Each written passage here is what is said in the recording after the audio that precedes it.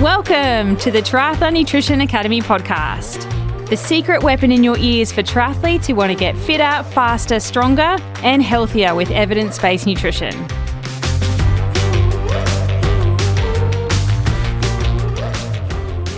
Welcome to episode 157 of the Triathlon Nutrition Academy podcast. My guest today is joining me very late at night. She's ready to go to bed, all the way from Fort Myers in Florida, over on the Eastern time zone.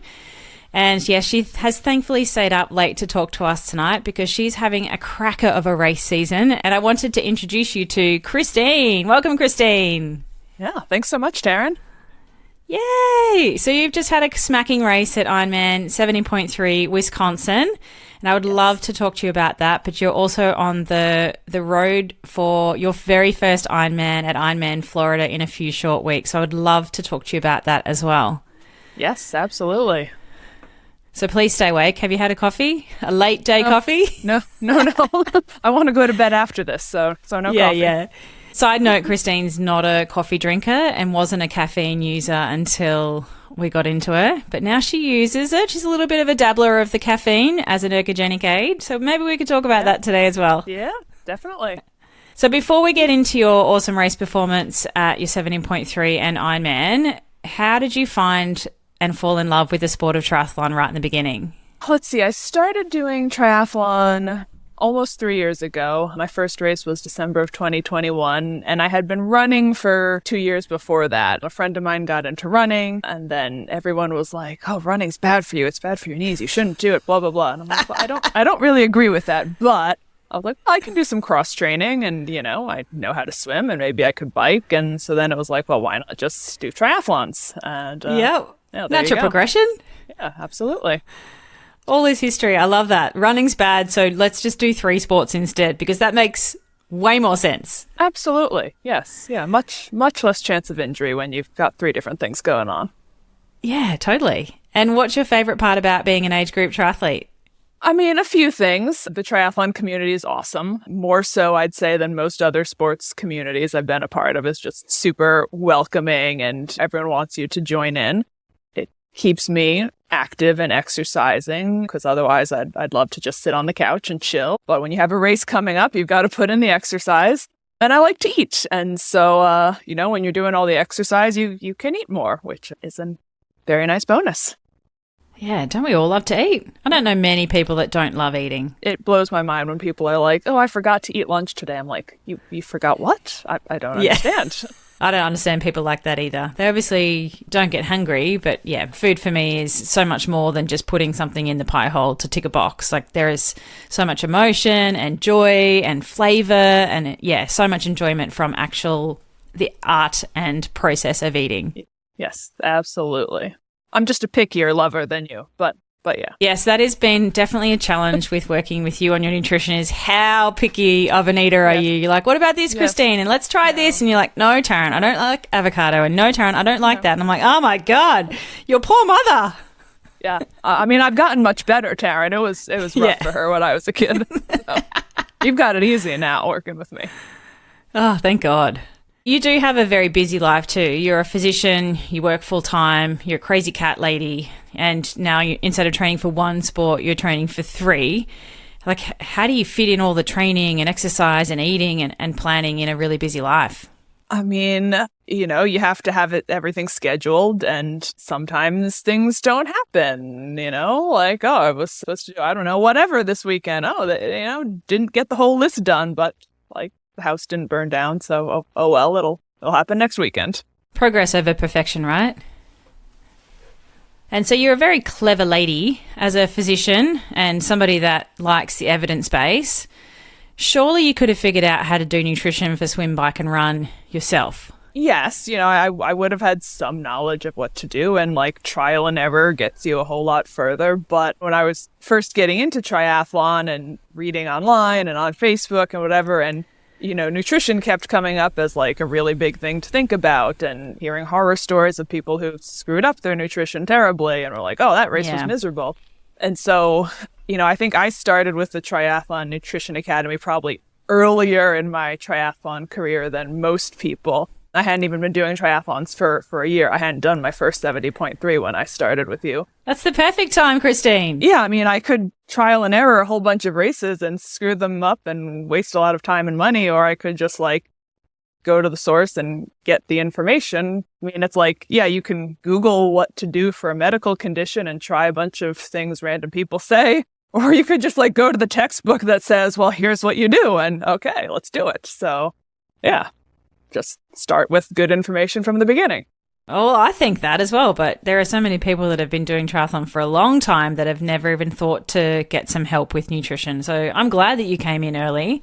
And I wouldn't even say it's early. I think that nutrition should be laid into training ASAP. The faster you can do that, the better athlete you will be long term, and the less chance you're going to F it up and get sick and injured and all those sorts of things. Maybe early, but my goal is to really just change that whole rhetoric for people that nutrition is something that they do later, and it's an investment they make way later, because the earlier you can do it, the more advantageous it is. Yeah, absolutely.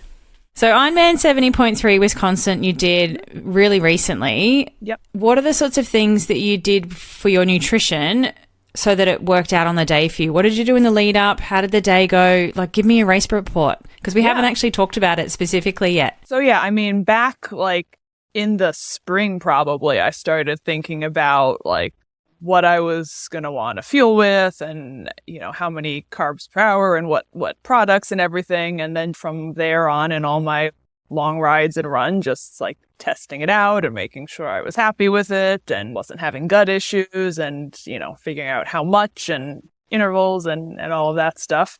Same thing with carb loading too, like the, you know, last few really big bike sessions beforehand, like I did my carb loading plan exactly as I was going to do it in Wisconsin. And I mean, I looked up and was like, okay, I need to go to a Panera and a Starbucks for some of the foods I'm having. And okay, there's ones by the hotel in Madison, Wisconsin. And like went and had that here too. And I'd already looked up that, yep, I can get those things in Florida as well at Panama City Beach. So, you know, with the thought that, okay, if it works in Wisconsin, then I'll do it again in Florida. So yeah, testing out everything and making sure it all worked. Yeah, amazing. That's really good planning, right? Forward planning to know that you can get what's on your carbohydrate loading plan wherever you are, because you love to race away. I remember the photo of you packing all of your carbohydrate loading stuff to go international to race, and the photo of that, I was like, yes. So good. And this carbohydrate loading plan that you did for this race, I haven't actually got your race report yet, because it's something that you've been tweaking and evolving and trying to really optimize lately so that we can get all the right levers in the right doses, if you want, for you. How did carb loading in this plan go? Carb loading went really well. It was the most, I think, calories I've taken in for a carb load. I've taken in a lot of carbs, but it was a lot of calories too. And so it was like, from the time I woke up each day, I had to be thinking about, I mean, it's like when you're racing, you're like, oh, I gotta drink. It was the same thing for the 2 days of the carb loading. Oh, I've got to eat. This is the next thing. Just keep eating. Did you love it or did you hate it? As someone that loves to eat. I don't know that I loved it, because it was like, oh man, I'm not quite hungry yet, but it's time to eat again. But I mean, it wasn't bad either. I wasn't like, oh no, this is too much. So yeah, no, it went well. And then I know we've talked about this, Taryn, and I'm sure the triathlon audience is familiar with this, but you know, race day, I've sometimes struggled with needing to find a porta potty on the run. And so didn't even need to think about that during this race. So everything was just right. Didn't have to waste 10 minutes pulling a wet tri suit on and off to use the porta potty. You got to wear a two-piece if that's a problem, but the goal for you is to not need the porta potty in the run, right? Oh, there we go. Goal. And it worked. So yes, I'm going to do the exact same thing for Florida. Yes, that's really good confidence building heading into, you know, the biggest race of your life so far. So I'm so glad that worked out.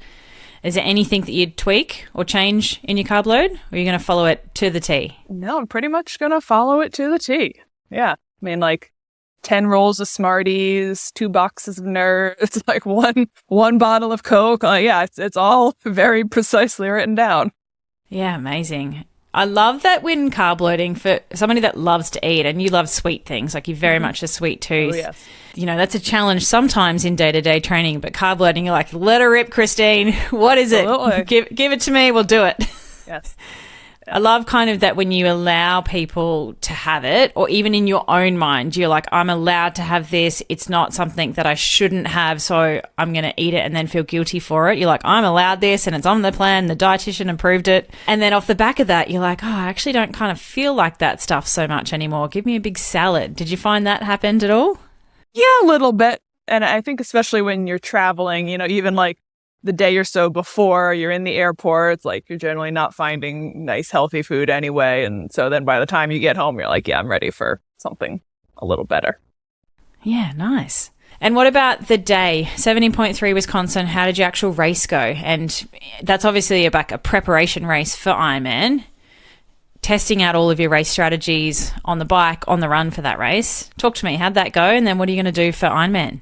Yeah, race went really well. I chose to race in Wisconsin because it was cooler weather than here in Florida because I don't like the heat. So, race day itself was beautiful. Swim went great, as expected, smooth lake swim, so pretty easy. I live in Florida and there's no hills here where I am in Florida, and Wisconsin does have hills. So that's a little challenging, but, it wasn't that bad hill-wise. It was a lot of kind of rolling undulations, but not like big, long, crazy steep climbs. So it was, again, I just had to also be thinking about nutrition because I'm not good about, I definitely don't take in nutrition going downhill. I'm not great about doing it going uphill. And so like we had driven the course beforehand and I was like looking for the flat spots to be like, okay, when I get here, like I really need to make sure I'm taking in some gels and some fluids so I don't get behind. But yeah, no, the bike was good. I knew it wasn't going to be a super fast bike time for me because it was the hilliest bike course I've done, but I was expecting that, so I was fine with it. And then the run's my least favorite part, but it was actually an awesome run. Like I said, the weather was cooler, so it was lovely. And yeah, it was my run PR and second fastest half marathon, like including standalone half marathons. So felt great. The energy was there. I was starting to feel a little full about halfway through, but, I knew how to troubleshoot it and figured that out. And yeah, it was great. And is there anything you can pinpoint that you can attest to not needing to go to the porta potty in your run? Is there anything that you go, that's definitely what the problem was, or making this tweak has helped me to avoid that in the run? I don't know if I could be like, there's this one tiny little thing I've changed, but I think probably the issues were in what I was having the day or two leading up to the race. And I'm not exactly sure what I got rid of or added that fixed the problem. So that's why I'm not deviating from the plan now. I like the plan, and wherever I race, there need to be a Starbucks nearby. But, if I'm in the US, that's a pretty safe bet. They're everywhere. So all races from here on in need to be in the US only with a Starbucks. Starbucks internationally. Yeah, we don't have the same level of Starbucks that you guys have. Like, you guys are next level Starbucks on roids. Yeah. Okay. Looking at the menus for Christine to work out a carbohydrate loading plan, I was looking at all the different pumps and flavor options and creams, and I was just like, oh my God, this is, Starbucks on roids. We don't have that down under. You don't have things like chocolate, cold foam topping Like maybe, I couldn't tell you. I've never been to a Starbucks in Australia, but I've looked at a menu online and I don't think we have the different levels of pumps. You can choose the number of pumps of caramel syrup, 1, 2, 3, 4, 5. Like, how many do you want? We'll do as many as you want. Right. Yeah. Or like 10 different flavors of syrup. Yeah. Anything. Yeah. Well, awesome confidence booster for your full distance race coming up in a few short weeks. How are you feeling about that? What do you want to do with your nutrition in the next few weeks to prepare? I've got 2 long bike rides left. So I'm just pretty much, my bike rides leading up to this, I've been taking in, the amount of nutrition I thought I would, but some weeks I would use this product and some weeks I'd use that product, and still like adding up to the same amount of macros, but just playing with different products and sometimes using up products that I had or whatever. But like the next 2 long bikes will be like exactly what I plan to use, the exact products, the exact timing of taking stuff in and everything. And are you going to practice your carb load again in the next couple of weeks? One last chance? I don't know. I may or may not.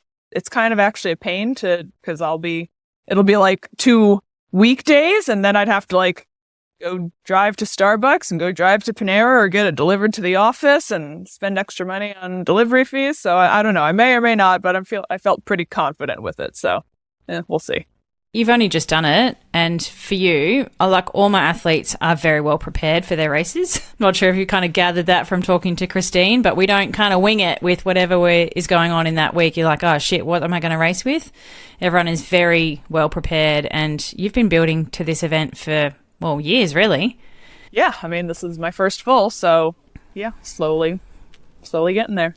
And do you have any goals? Do you do the Aaron Burge? It's like famous, the gold tier system of what you're going to do on the day. Like, what do you think? What are you aiming for? Do you want to talk about it, or are you still wigging out? I mean, I guess first goal is just to finish. Since it's my first Ironman, get through the whole race, across the finish line. I train with TriDot, so it's got predicted times for my, different splits. And I think I'll hit the bike split, which is like 6:48 or something like that. I hope I can be faster than that. My run split it has at like 5:20. If I run a 5:20 marathon, I'll be incredibly thrilled. That seems unlikely, but we'll see. Yeah, I mean, I think all added up, it's like 13 hours something. So, I mean, I guess I'll say under 14 hours, I'll be pretty darn happy with that. But yeah, really just finishing. Yeah, just finishing the damn thing is huge, because a lot of people, well, one, can't even find the time to do that training, let alone absorb the training. So just getting to the start line, you're not sick, you're not injured, you haven't broken anything, Nope, knock on wood. You're almost there.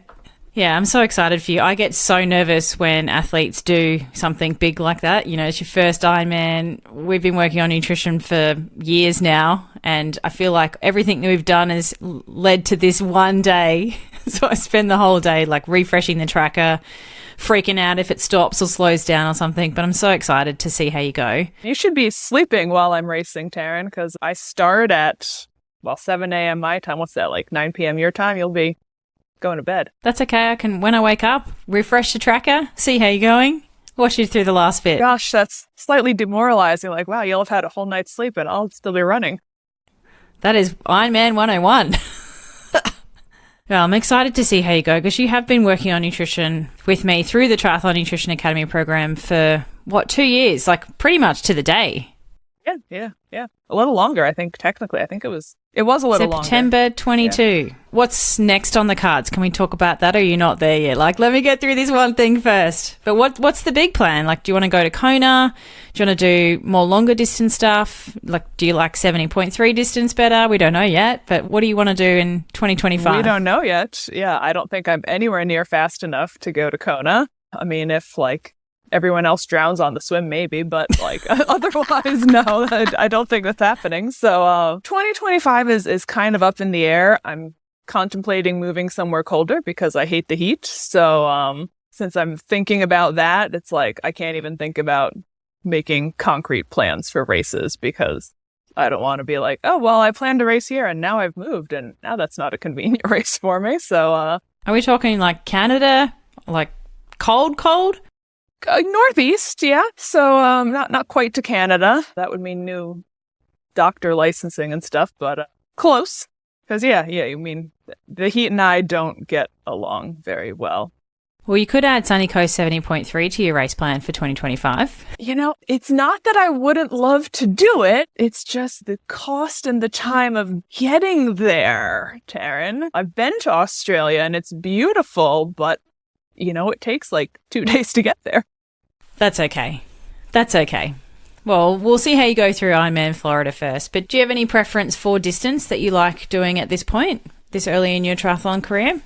I would say I actually probably maybe like Olympic distance the best, but I like you said, I like to travel for races. I like going new places. And it kind of feels like if you're going to go through the effort of traveling and flying and packing up the bike and everything, like, you should go do something bigger. Like, I can't imagine doing all that work for a sprint and then it's done in under 2 hours. Then you can go sightseeing. I guess, but then it's like, well, I could just go sightseeing and not have the hassle of all the triathlon gear. So I kind of feel like 70.3 is sort of that sweet spot of, it's a big race. It was, it's worth training for and taking the time to travel for. we'll see what I think about the full distance. But I mean, definitely the long hours on the weekends are a lot. They're a lot. Yeah, they're a lot. If you didn't feel like you feel now, then I'd probably say you haven't done enough. You know, you haven't trained enough. You haven't trained hard enough. If you were like, I got this in the bag, I'm ready, it's so easy, you should feel a bit like, oh my gosh, I'm ready for this thing to come now. We're talking to you at that key point where you're a bit over it. Yeah. But you still have a smile on your face and you're not asleep even though it's late at night. So it tells me that your nutrition on a daily basis is going all right. Okay. What is one of your favorite things you've learned about nutrition, or maybe something that's had the biggest impact on your life over the last couple of years? Probably the importance of recovery nutrition after workouts and races and the amount of nutrition needed. I mean, like, I knew it was important to eat something after you worked out, but the quantity and how soon it needs to be afterward, the macros, how much of it, like, I was definitely underdoing that. And like, it hadn't been an issue because I wasn't doing bigger training sessions before we started, but I can definitely see that if you hadn't intervened and I just kept on doing what I was doing for another few years, like, it would have been a real struggle. Been like, why is this not working after my 3-hour bike ride? That's big, I think. And day-to-day nutrition, but I still haven't. I know what to do there. I'm still working on the actual eating the veggies and not the chocolate chip cookies at work. So we're getting there. We're getting there. It's a slow progress. Yeah. Exactly. It's still progress, though.